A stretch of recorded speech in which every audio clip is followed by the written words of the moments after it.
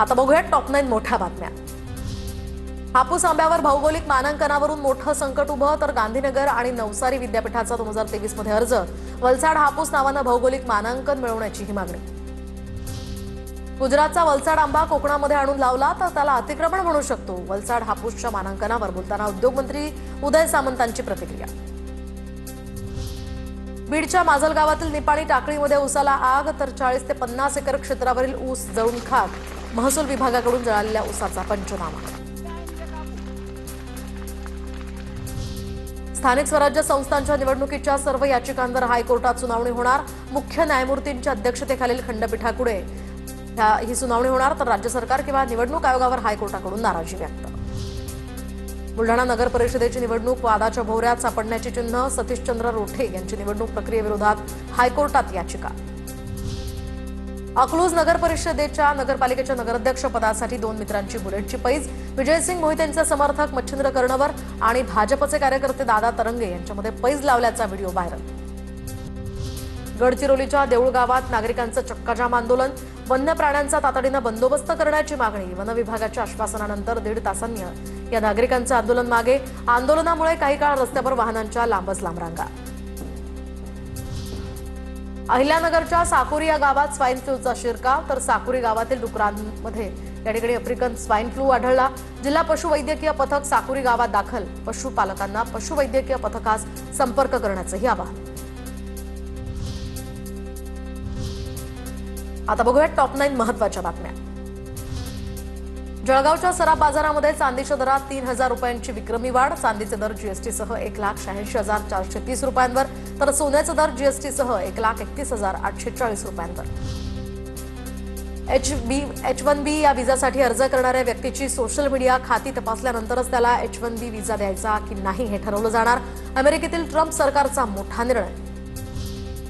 छत्रपती संभाजीनगर जिल्ह्यातील खुलताबादमध्ये ईव्हीएमवरून अफवा पसरल्यामुळे गोंधळाचं वातावरण। स्ट्रॉंग रूममधून ईव्हीएम दुसरीकडे घेऊन जात असल्याची खुलताबादमध्ये अफवा पसरली। उमेदवारांची शेकडो कार्यकर्त्यांसह नगर परिषद कार्यालय आणि पोलीस ठाण्याकडे धाव। तोतया आयएएस अधिकारी कल्पना भागवतचे पोलीस कोठडीचे 13 दिवस पूर्ण। फसवल्या गेलेल्यांना पोलीस साक्षीदार करण्याची ही शक्यता। 99वे अखिल भारतीय साहित्य संमेलन साताऱ्यामध्ये होणार। अखिल भारतीय साहित्य संमेलनाचं मुख्यमंत्र्यांच्या हस्ते उद्घाटन होणार। अखिल भारतीय मराठी साहित्य महामंडळाकडून कार्यक्रमाची पत्रिका जारी। प्रसिद्ध साहित्यिक विश्वास पाटलांकडे या संमेलनाचं अध्यक्षपद। धाराशिवमध्ये बोगस एक्झिट पोल देणारा युट्यूब चॅनलकडे दुर्लक्ष केल्याप्रकरणी निवडणूक आयोगानं स्पष्टीकरण मागवलं। ठाकरेंच्या शिवसेनेच्या राकेश सूर्यवंशी यांची निवडणूक आयोगाकडे तक्रार। सिंधुदुर्ग किल्ल्यावर जाणाऱ्या जेट्टीचा काही भाग धोकादायक, जेट्टीचा काही भाग पोकळ, तर या भागात मोठ्या प्रमाणात पर्यटकही दाखल। पुण्याच्या यवत पोलीस ठाण्यातील पोलीस नाईक निखिल रणदिवे हे 2 दिवसांपासून बेपत्ता। वरिष्ठ पोलीस निरीक्षक त्रास देत असल्याचा त्यांचा आरोप। दरम्यान मुलीच्या वाढदिवसाला सुट्टी न दिल्याचं कारण देत बेपत्ता निखिल रणदिवे यांचा आरोप। सोशल मीडियावर पोस्ट टाकत जीवाचं बरं वाईट करण्याचाही इशारा। ठाण्यामध्ये 3,300 बेडचं सुसज्ज मनोरुग्णालय उभारणार। मनोरुग्णालयाच्या जागेवर 1,614 झाडांपैकी 724 झाडं तोडली जाणार।